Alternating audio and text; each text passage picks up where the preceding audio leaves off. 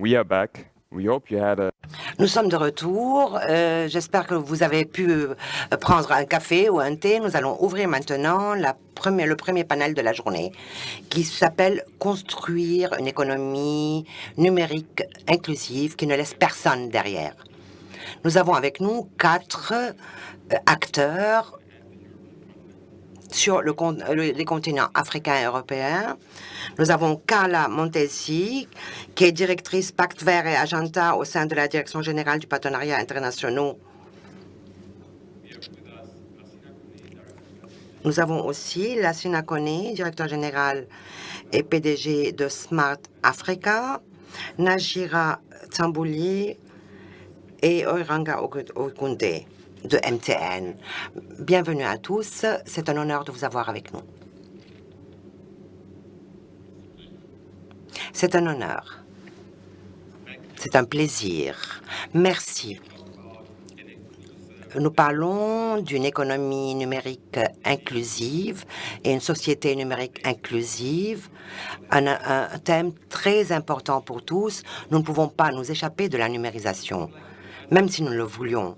Je voudrais poser la première question à la directrice Carla Montesi.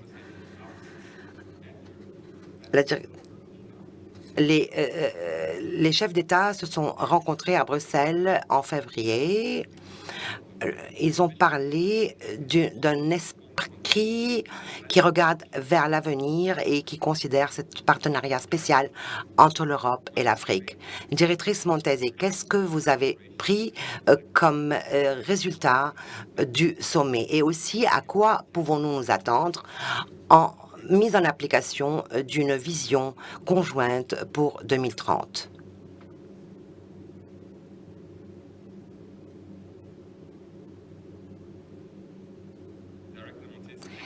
Directrice, oui, je vous entends. Est-ce que vous m'entendez? Je suis désolée, j'avais perdu la connexion. Merci infiniment. Merci, Sanessi. Je suis très heureuse d'être avec vous pour commencer cette séance plénière et ce forum multipartite des 4D Hub Afrique-Europe. Nous avons déjà entendu la commissaire Urpilainen qui a souligné comment nous avions besoin de renforcer nos efforts pour assurer un accès sûr à la technologie numérique pour un avenir plus juste, plus équitable et plus vert et plus durable pour tous. Nous sommes très contents d'avoir un partenaire comme l'Union africaine et de partager avec eux cette ambition. Comme vous savez, nous avons lancé ensemble le Hub D4D Afrique-Europe pour faire progresser la transformation numérique et le partenariat numérique entre nos deux continents. Merci beaucoup pour cette question, Sansi, concernant les résultats du sommet que vous savez que nous avons noté qu'il y avait un paquet de gateways ambitieux, de portails d'accès ambitieux pour fournir le soutien financier et technique pour traiter l'infrastructure numérique dont on a besoin en Afrique. Nous avons annoncé des objectifs très clairs comme par exemple faire face au clivage numérique, promouvoir la connectivité, ouvrir un Internet sûr, protéger la souveraineté numérique et baisser l'empreinte de l'infrastructure digitale numérique et renforcer la coopération dans la recherche et l'innovation. Mais bien sûr, ceci doit se faire avec le secteur privé, les gouvernements, le soutien de l'Union européenne, mais aussi de nos États membres et bien sûr les institutions financières européennes.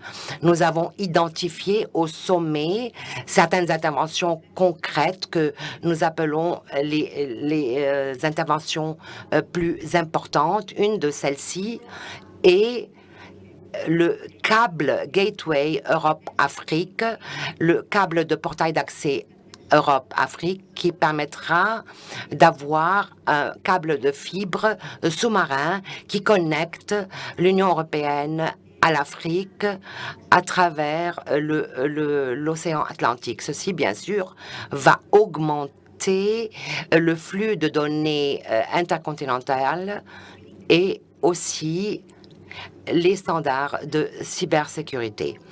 Bien sûr, ce câble, mais nous engageons aussi à étendre, à travailler sur la connectivité régionale pour que le déploiement des services régionaux, des services en soutenant la construction de réseaux de fibres optiques, de câbles de fibres optiques en Afrique subsaharienne.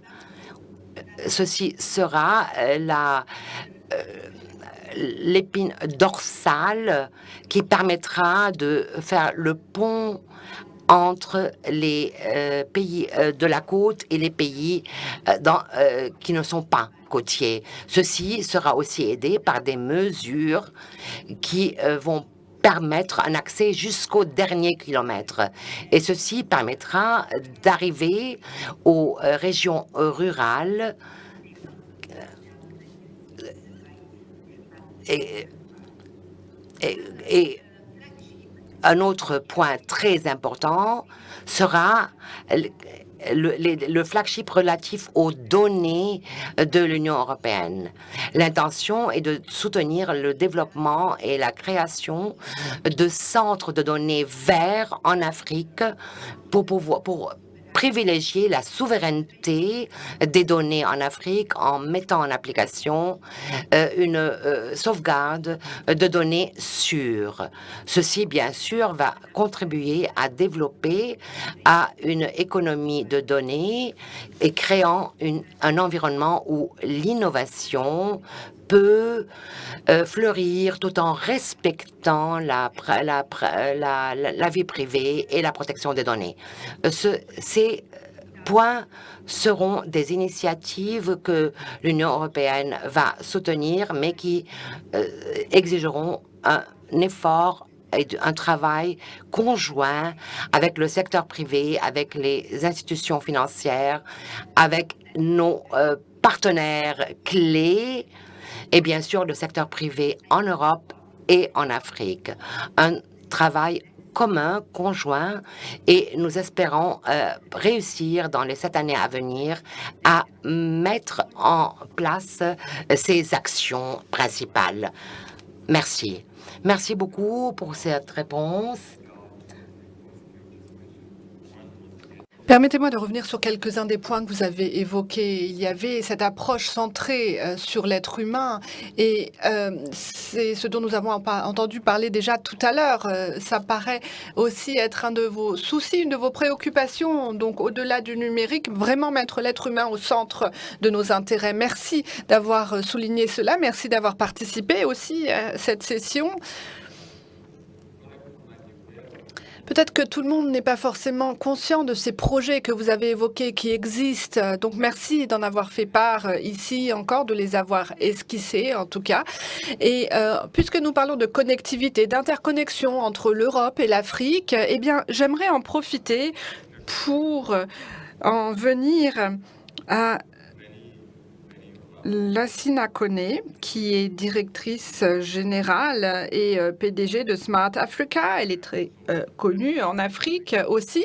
Ce serait intéressant pour nous de savoir un petit peu justement où vous voyez les clés principales de cette coopération entre l'Afrique et l'Europe. Quand on parle de ces clés, bien sûr, il y en a beaucoup, mais quel est peut-être le potentiel clé vraiment de cela? Quelles sont les valeurs à mettre en avant pour justement alimenter cette transformation numérique? Monsieur Kone, si vous pourriez nous donner quelques éléments de réflexion, nous serions ravis.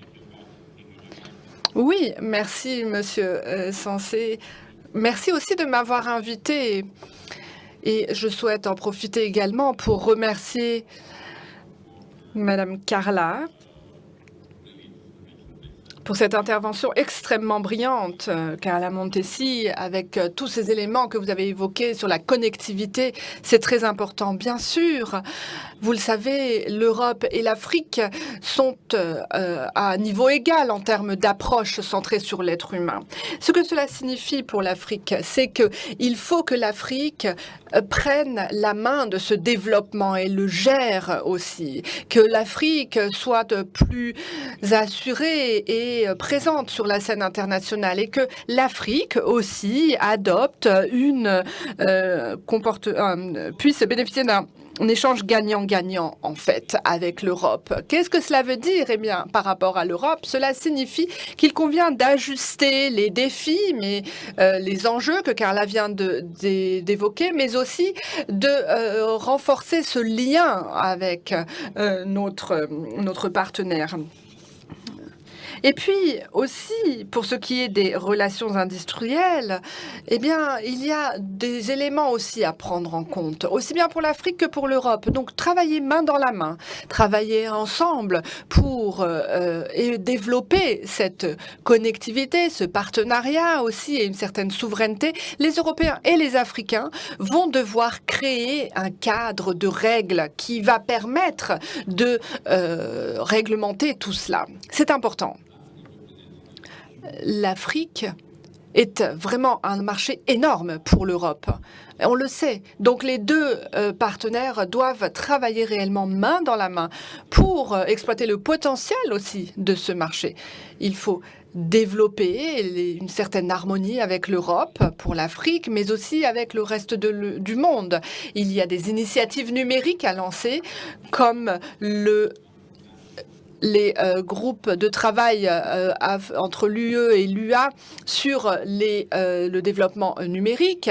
Il faut des coopérations, aussi des projets de coopération entre de nombreux partenaires sur ces deux continents. Il faut aussi, et je peux citer cela comme exemple,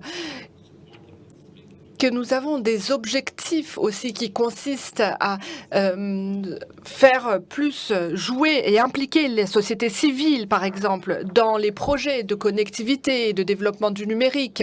Il y a des responsabilités à prendre de chaque côté pour faire évoluer cette communication, la durabilité aussi, et pour que tous nous évoluions dans un contexte qui nous convienne. Il faut donc que l'approche soit commune entre l'Union européenne et l'Union africaine, que les partis des deux côtés soient tous autour d'une table pour travailler ensemble à cette connectivité, la mise en œuvre de cette connectivité, mais aussi pour promouvoir l'innovation en Afrique. Voilà, je pense que c'est cela que je pourrais dire qui, d'après moi, peut-être l'une des clés, en fait. Il y a aussi une certaine flexibilité mentale de l'Afrique à être une initiative phare dans ce domaine, je pense. Il faut que nous puissions avancer là-dessus. Et je crois que les objectifs, les ODD, vont aussi dans ce sens. Merci beaucoup d'avoir partagé cela avec nous.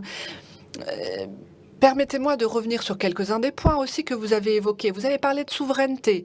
Vous avez parlé de l'importance de la souveraineté des données pour l'Afrique, mais aussi pour l'Europe. Et merci aussi d'avoir été très ouvert et honnête avec nous lorsque vous disiez que peut-être, en termes d'économie numérique, il y a des deux côtés, sur les deux continents, en fait, un potentiel encore à développer. Merci d'avoir été ouvert là-dessus et d'avoir partagé vos idées avec nous. Merci. Merci pour le moment. Et maintenant, nous avons eu deux perspectives déjà différentes. Nous allons peut-être nous tourner vers une autre perspective, peut-être plus de la recherche sur le narratif de la technologie numérique entre le Grand Sud et le Grand Nord. Madame Nanjira Samboulié, j'aimerais vous adresser la question suivante. Pourriez-vous en dire un peu plus sur l'engagement multipartite? Qu'est-ce que cela signifie pour vous? Et puis, en quoi considérez-vous cet engagement essentiel pour le développement de la relation entre les deux continents? Merci.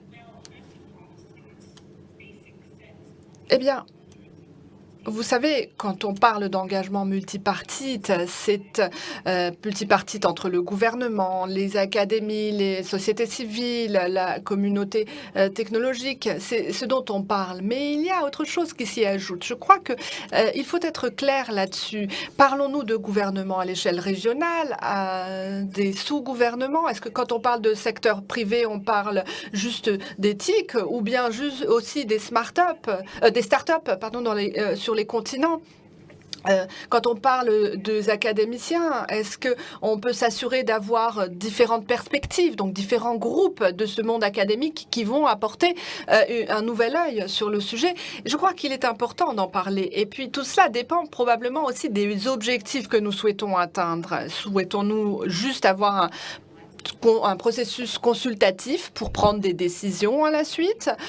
Est-ce que l'on souhaite réellement écouter les attentes des uns et des autres pour parvenir à des décisions? Et j'y pense par exemple lorsqu'on parle de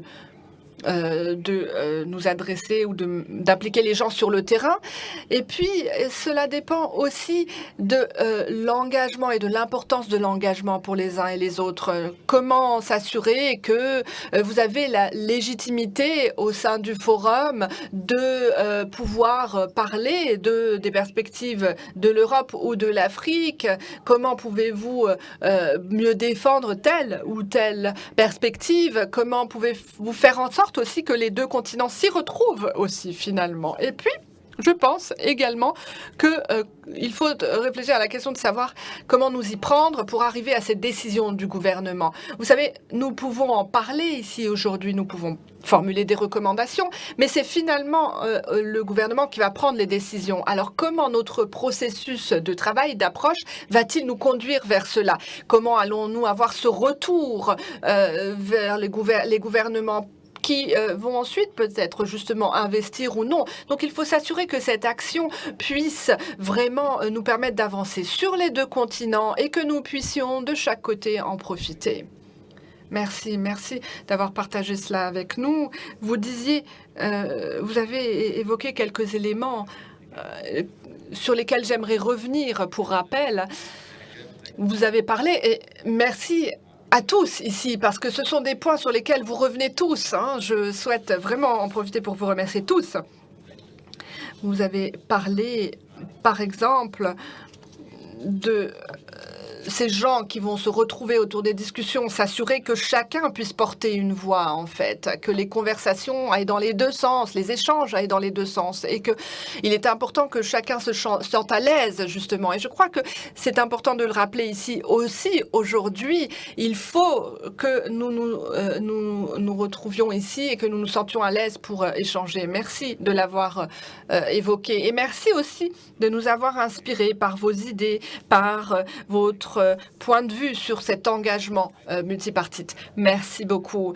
Nous y reviendrons bien entendu aussi lors de la session suivante.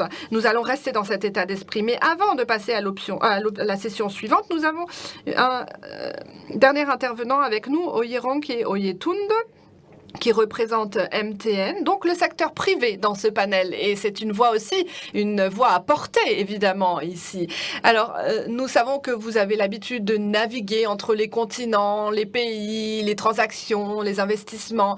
Alors, pour ce qui est de ce partenariat qui consiste à renforcer l'économie numérique, où se trouvent, d'après vous, les plus grands potentiels à exploiter? Quels sont les domaines pour lesquels vous aimeriez avoir plus d'efforts dès maintenant? Oui, je suis représentante de MTN et c'est vraiment un véritable plaisir d'être ici aussi avec vous. Vous savez, pour moi, l'essentiel, c'est le potentiel. Je crois que l'Afrique a un potentiel énorme qui est encore inexploité. D'après les statistiques, l'Europe et l'Afrique centrale ont un écart de 2%. Et ce sont des statistiques internationales. Je crois qu'il est important de dire que nous avons des écarts parfois très importants aussi qu'il convient de combler. C'est tellement de potentiel à exploiter en termes de réponse à la demande et à l'offre aussi sur le marché.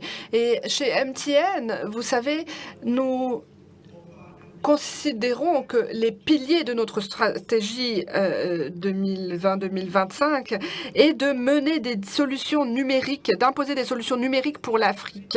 Il faut assurer l'accès à une connectivité accessible à tous, à des infrastructures numériques accessibles à tous. Il existe un véritable écart, un véritable fossé par rapport à cela.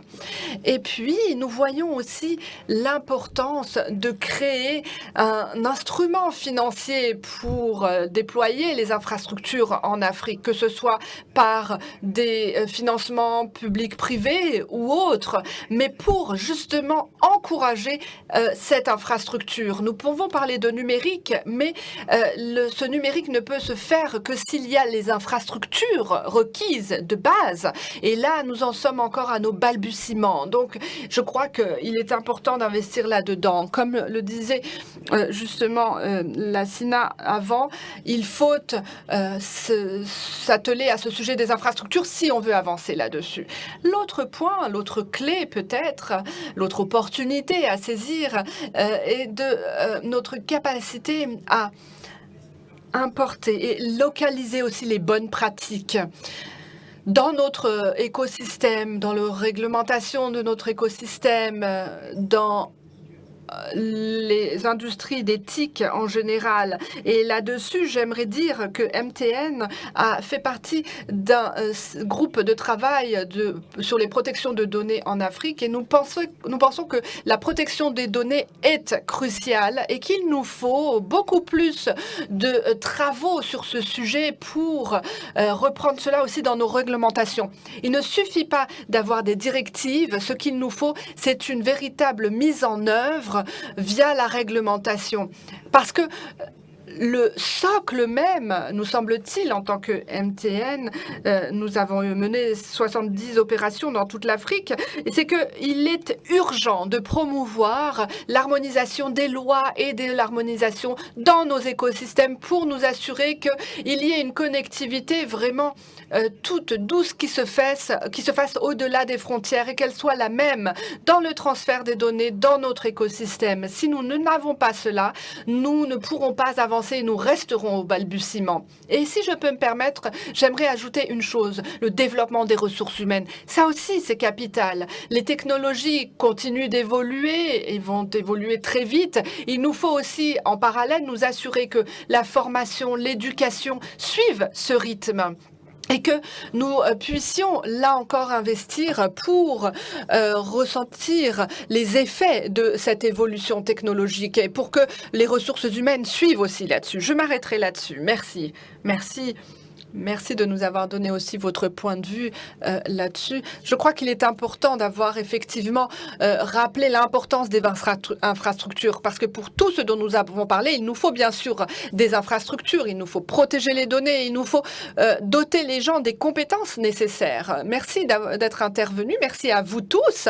Et avant de terminer ce panel, j'aimerais vous poser une dernière question. Quelles sont vos attentes pour cette journée d'aujourd'hui du forum, pour ce qui est des résultats sur la coopération entre l'Afrique et l'Europe? J'aimerais bien vous entendre dire ce que sont vos attentes. En 30 secondes, chacun, essayez en 30 secondes de nous dire quelles sont vos attentes. Et on va commencer dans l'autre sens, c'est-à-dire que Madame Oyetunde, ce serait bien que vous repreniez la parole pour nous dire en 30 secondes quelles sont vos attentes à vous. Promouvoir l'investissement dans les infrastructures TIC, promouvoir le flux des données, promouvoir les bonnes pratiques pour les politiques et les réglementations dans notre écosystème et implémenter tout cela sur tout le continent. Merci. Merci. Merci aussi d'avoir respecté le temps qui vous est imparti. Maintenant, Nanjira Sambouli, quelles sont vos attentes? J'espère que le forum sera un hub de conversation réelle. Parler de ce qui doit être fait maintenant, parce qu'il y a beaucoup d'aspects communs entre les deux continents dont nous devons parler. Donc, le forum doit être un lieu de conversation réelle, d'échange, et au cours duquel on souligne les principaux sujets. Merci.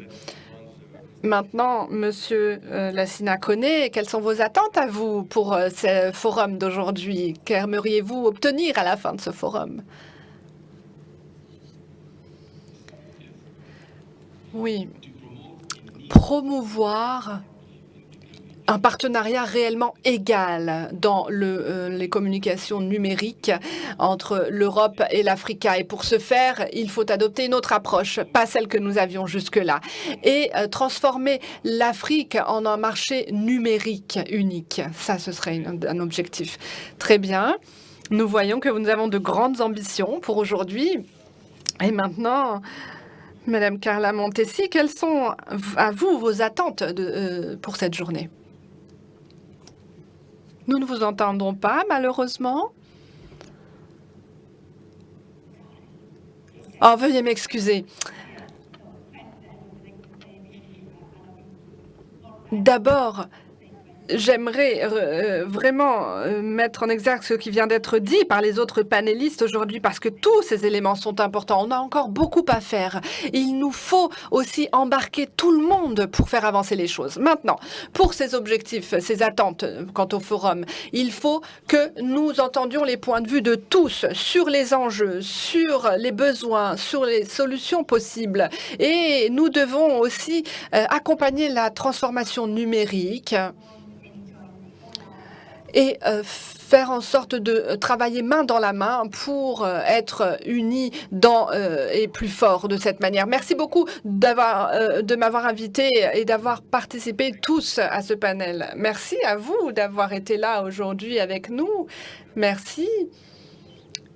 Et nous espérons que nous pourrons répondre à vos attentes aujourd'hui. Merci d'avoir tous été là. Nous ferons bien sûr un rapport sur ce qui sera ressorti de ce forum que nous partagerons avec vous. Merci et à très bientôt.